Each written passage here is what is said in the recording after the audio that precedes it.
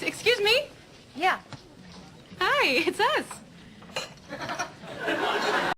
Before the term cinematic universe took over movie theaters, television quietly perfected the art of shared worlds. The 1990s were a golden age for this, when networks treated whole evenings like a neighborhood block party.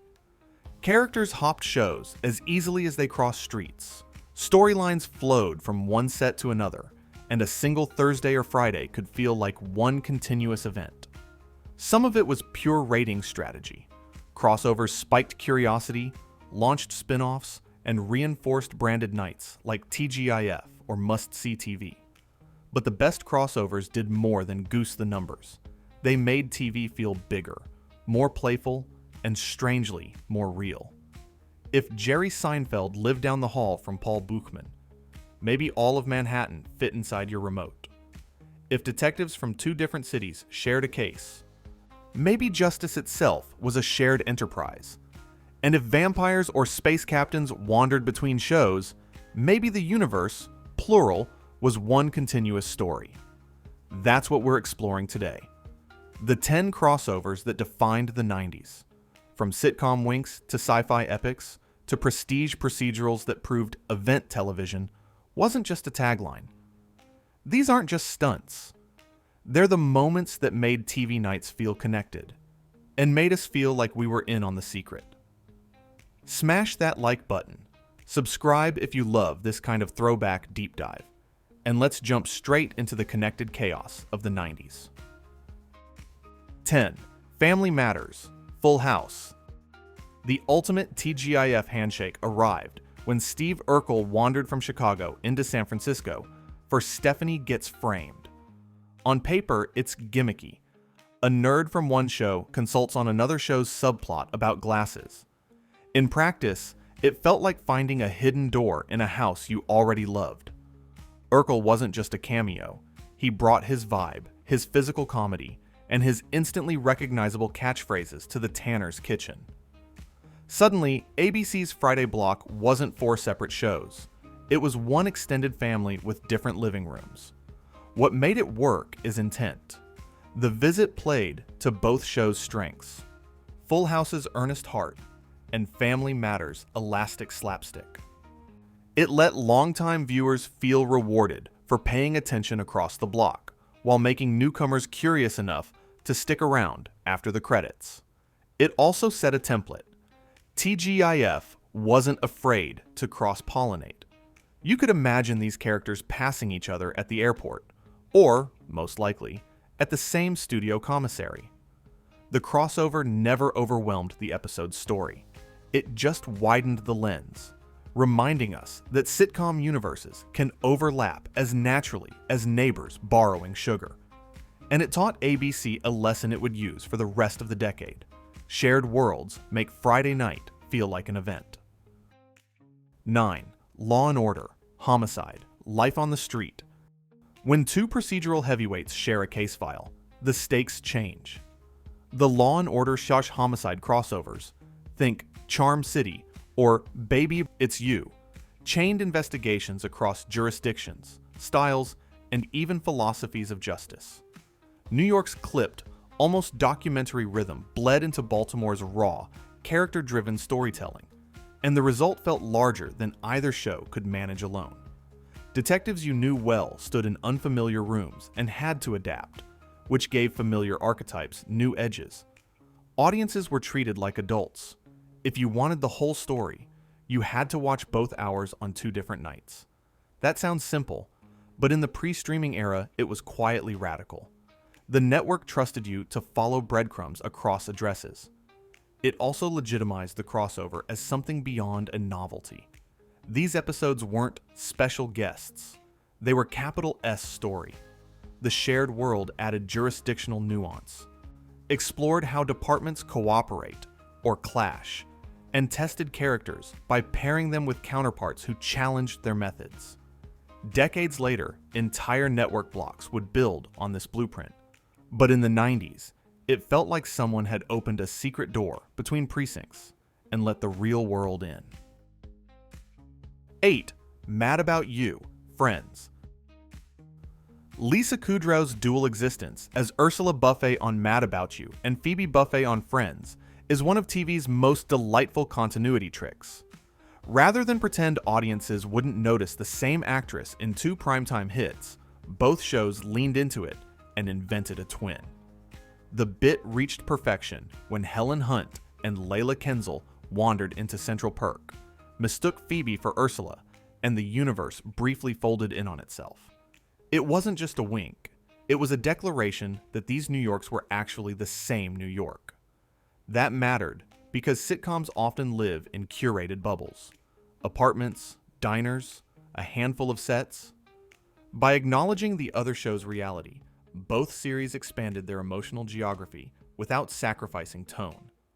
Phoebe's world gained a prankster shadow. Mad About You's Manhattan gained a coffee shop where the cool kids hung out. And for viewers, the crossover transformed trivia into texture. You could map the city by characters instead of landmarks and imagine highways of coincidence running under the shows we loved. It also demonstrated that a crossover doesn't need handcuffs or monsters. Sometimes it's a mistaken identity and a shared latte away. 7. Seinfeld Mad About You. Michael Richards popping up as Kramer in Mad About You's The Apartment is a masterclass in minimal crossover with maximum effect. The gag, Paul Buchman once sublet Kramer's place to Jerry. In a single scene, two mega hits share a literal wall. It's tiny, almost throwaway, and that's why it's perfect. The joke works even if you don't watch Seinfeld. If you do, it detonates. Suddenly you're calculating timelines, imagining Paul navigating that hall, and understanding Kramer's universe as part of a wider city. The cameo also respects both shows' comic DNA. Kramer's energy doesn't overwhelm Paul and Jamie's neurotic domesticity. It just brushes past, like a fast-moving New Yorker who leaves you smiling and slightly confused. Crossovers often strain logic to smash worlds together. This one doesn't. It treats New York as a shared ecosystem where oddballs, artists, and married couples all breathe the same air. The long-tail result was confidence. After this landed, NBC knew it could braid shows without breaking them, and viewers learned to watch the edges of frames for clues that another universe might be peeking in. 6. The X-Files Millennium.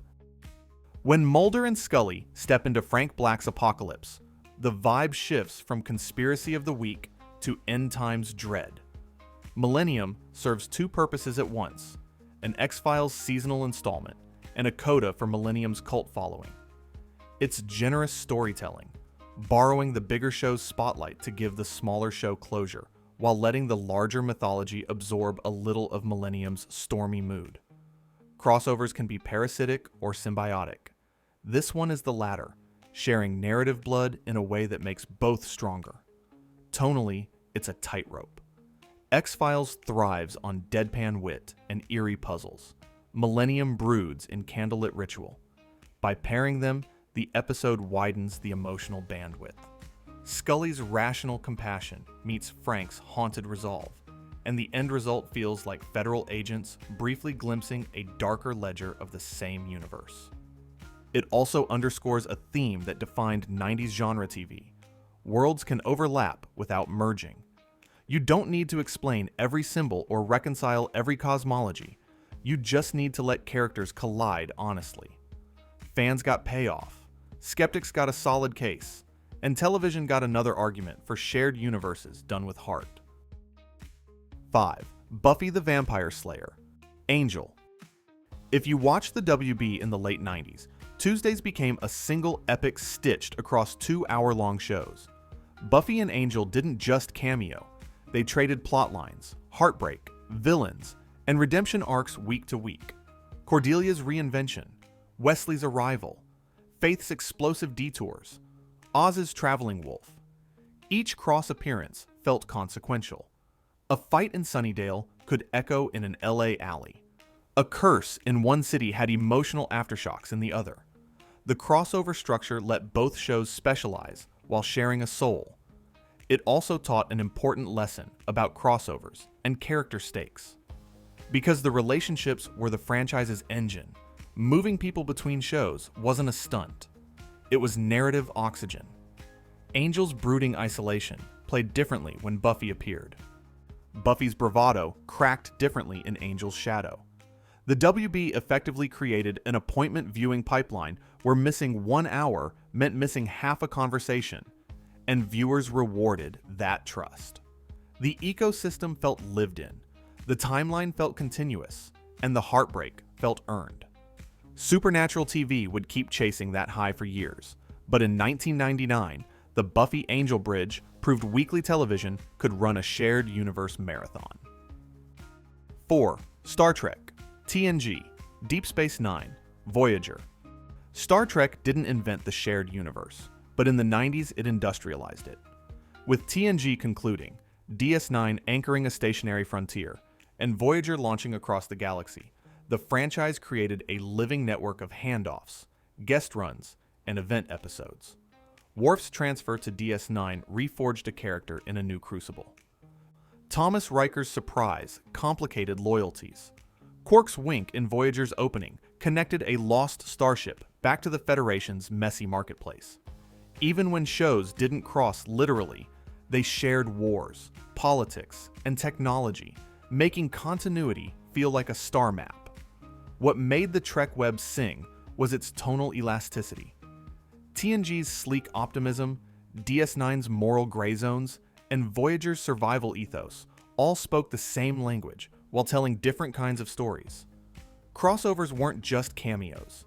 They were continuity checks that rewarded memory.